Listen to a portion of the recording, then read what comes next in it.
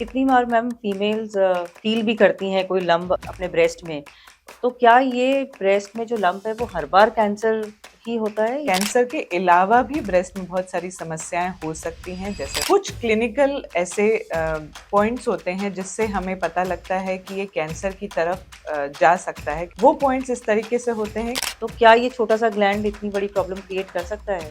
हम ये डर हटाना चाहते हैं कि हर लंप कैंसर नहीं होता है। तो इन लम्प्स के ट्रीटमेंट के लिए जहाँ सर्जरी पॉसिबल नहीं है या सर्जरी से डर लगता है, क्या हमारे पास कोई दूसरा ऑप्शन है ट्रीटमेंट के लिए?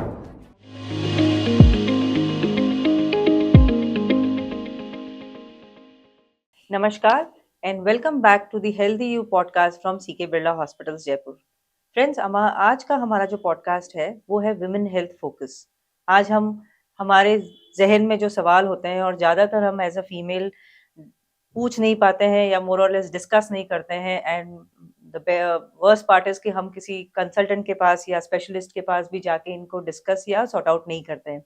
जैसे कि क्या कोई ब्रेस्ट लंप हम अगर फील कर रहे हैं या महसूस कर रहे हैं तो क्या वो हमेशा कैंसेरियस होता है, या क्या मेरे हॉर्मोन्स इस कारण है मेरे ब्रेस्ट हेल्थ या टिश्यू के ऊपर कुछ होना, या थायराइड प्रॉब्लम जो आज बहुत सारे लोगों को हो रहा है, तो ये थायराइड प्रॉब्लम या ये ग्लैंड या पैराथायराइड ग्लैंड जो छोटा सा ग्लैंड लगता है हमारे हेल्थ पे किस तरह से इफेक्ट करता है। और इन्हीं टॉपिक्स पे या इन्हीं सवालों पे डिकोड करने के लिए या इसके अराउंड जो मिथ्स रिवॉल्व करते रहते हैं सोसाइटी में, हम डिस्कस करेंगे हमारे एक्सपर्ट के साथ, जो हैं doctor Anukriti Sood ma'am. Doctor Anukriti is a leading endocrine and breast surgeon in the city of Jaipur. Ma'am has years of experience and ma'am का clinical expertise along with lot of stress and lot of work ma'am करती हैं preventive health के around, and बहुत regularly और active रहती हैं ma'am, which is very noticeable and appreciable as a consultant from her side. Ma'am ने बहुत सारे कॉम्प्लिकेटेड केसेस हैंडल किए हैं एंड मैम रोबोटिक सर्जरी भी करती हैं, which is the latest technology in the field of science. So ma'am, thank you so much for joining us in this podcast. Ma'am, सबसे पहले तो मैंने जैसे आपको देखा है कि आप बहुत एक्टिवली इन्वॉल्व होती हैं, प्रिवेंटिव सेशंस कंडक्ट करती हैं ऑन ब्रेस्ट कैंसर के प्रिवेंशन पे, आप बहुत अच्छा काम कर रही हैं। तो आप इसको एज अ रिस्पॉन्सिबिलिटी क्यों फील कर रही हैं? Why it is so need of the hour कि हम इतना अवेयरनेस क्रिएट करने की? आज की तारीख में हम ब्रेस्ट कैंसर की इतनी बात क्यों कर रहे हैं? वो इसलिए कर रहे हैं क्योंकि ब्रेस्ट कैंसर आज की तारीख में महिलाओं में पाया जाने वाला सबसे कॉमन कैंसर है। तो इस कैंसर के अनफॉर्चुनेटली कोई भी वैक्सीन आज की तारीख में अवेलेबल नहीं है जो हमें इस कैंसर से बचा सके। तो अब समस्या ये है कि इस कैंसर से कैसे बच सकते हैं या इसके जो हार्मफुल इफ़ेक्ट्स होते हैं उससे कैसे बच सकते हैं। अगर हम इस कैंसर को छोटी ही स्टेज में डिटेक्ट कर लें, जब कैंसर बहुत ही छोटा है, ब्रेस्ट कैंसर का बहुत ही अच्छा प्रोग्नोसिस होता है। अगर हम इसको छोटी स्टेज में डिटेक्ट कर लें, तो इससे पूरी तरह निवारण पाया जा सकता है, पूरी तरह ठीक भी हो सकते हैं और बड़ी-बड़ी सर्जरीज़, कीमोथेरेपी, रेडियोथेरेपी से बच भी सकते हैं। इसलिए जो अवेयरनेस प्रोग्राम्स हैं, उससे हमारा जो मोटिव है, वो ये है कि हम इस कैंसर को छोटी ही स्टेज में पकड़ सकें, ताकि छोटी सर्जरी करके, कम से कम कीमोथेरेपी या कीमोथेरेपी को अगर अवॉइड कर सकते हैं, तो अवॉइड करके और हम पेशेंट को पूरी तरह ठीक भी कर दें और उनको इन थेरेपीज़ की हार्मफुल इफ़ेक्ट से भी बचा सकें। मैम, जैसे अभी आपने कहा कि this is one of the most common cancer जो फीमेल्स में फाइंड आउट किया जाता है। कितनी बार मैम फीमेल्स फील भी करती हैं कोई लंप अपने ब्रेस्ट में, तो क्या ये ब्रेस्ट में जो लंप है वो हर बार कैंसर ही होता है, या ऐसा कौन से साइन है जब हम उसको फील करें तो हमें एक कंसल्टेंट या स्पेशलिस्ट के पास जाना चाहिए, जिसको आप रेड फ्लैग्स कहते हैं? देखिए, जब भी किसी महिला को ब्रेस्ट में लंप होता है, गठान होती है, तो सबसे बड़ा डर उनका यही होता है, जो हमारे पास आते हैं, कि ये कैंसर तो नहीं है ना? पहला तो हम ये डर हटाना चाहते हैं कि हर लंप कैंसर नहीं होता है। कुछ लंप कैंसर होते हैं। कैंसर के अलावा भी ब्रेस्ट में बहुत सारी समस्याएँ हो सकती हैं, जैसे हार्मोनल चेंजेस हैं, ब्रेस्ट में इन्फेक्शन हो सकता है। ये सब प्रॉब्लम भी लंप कॉज़ कर सकती हैं। तो हर लंप कैंसर नहीं है। अब कुछ क्लिनिकल ऐसे पॉइंट्स होते हैं जिससे हमें पता लगता है कि ये कैंसर की तरफ जा सकता है, कैंसर का इशारा करता है। वो पॉइंट्स इस तरीके से होते हैं कि अगर आपका लंप हार्ड है, अगर फीलिंग में वो हार्ड है, या उस लंप के ऊपर की जो स्किन है वो अंदर की तरफ धस रही है, या लंप होने के साथ साथ आपको निप्पल से भी रिसाव हो रहा है, खून का या पानी का रिसाव हो रहा है, या निप्पल अंदर की तरफ धस रहा है, ये सारे फीचर्स अगर आपके ब्रेस्ट में है लंप के साथ, तो ये हमें ब्रेस्ट कैंसर की तरफ इशारा करते हैं।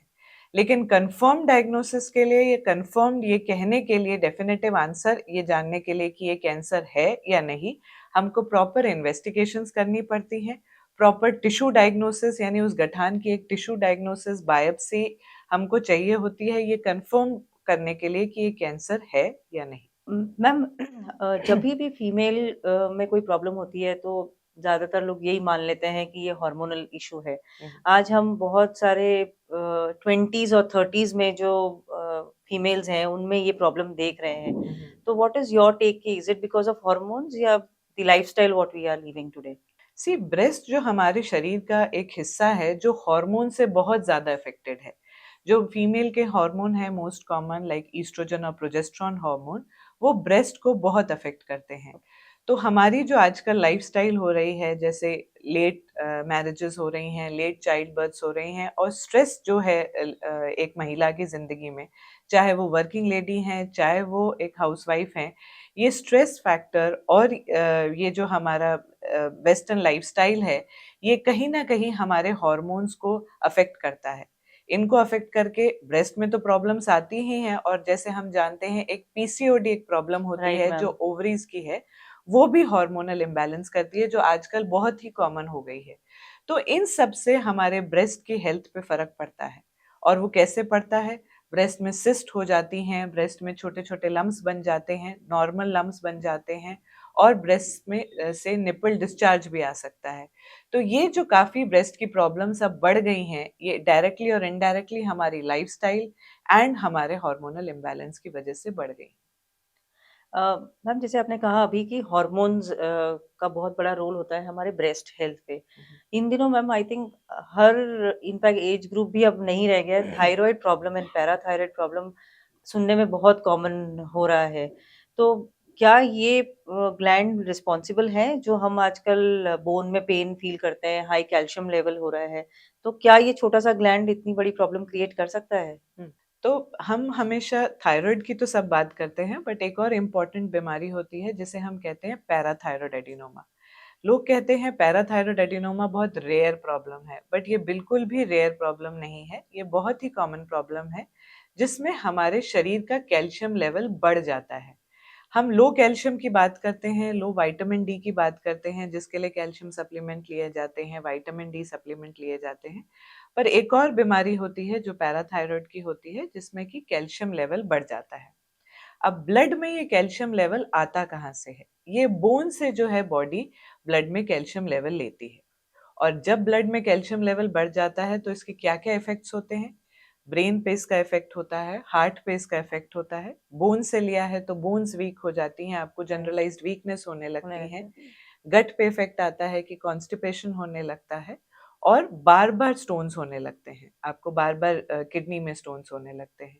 तो ये सब इशारा करते हैं कि आपको ज़्यादा कैल्शियम की परेशानी है या पैराथायरॉयड एडिनोमा की परेशानी है। पर अच्छी बात इसमें ये है कि पैराथायरॉयड एडिनोमा की परेशानी बिल्कुल क्योरेबल है, बिल्कुल पूरी तरह ठीक की जा सकती है। ये एक छोटा-सा ग्लैंड होता है जो थायरॉयड के पीछे होता है।